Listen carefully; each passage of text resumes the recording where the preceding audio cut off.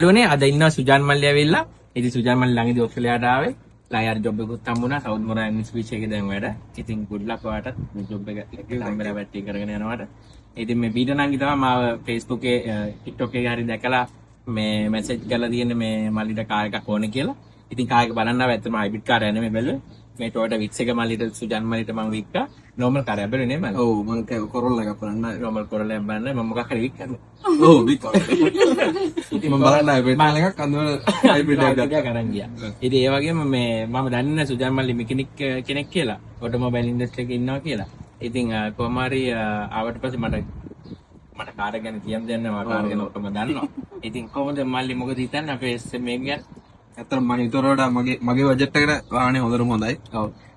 ඉතින් මම හිතුවට වඩා හොඳ සර්විස් වල ටිකක් අපි හොඳ ටික තියෙනවා.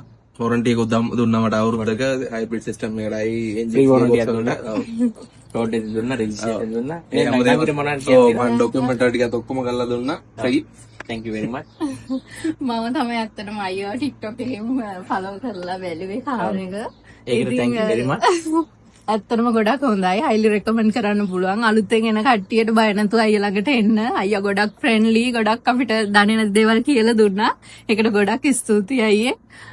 ඉතින් හැමෝටම වෙන්න කියලා ආරාධනා කරනවා. thank you very much. thank you ඔය දුන්නා මාරි යන්න ඕනේ. ඊළඟ කාර් එකම අපි ළඟින් තව කාර්යය ආරම්භ දෙමුනේ. අනිවාර්යයෙන්. thank you Nandi. thank you.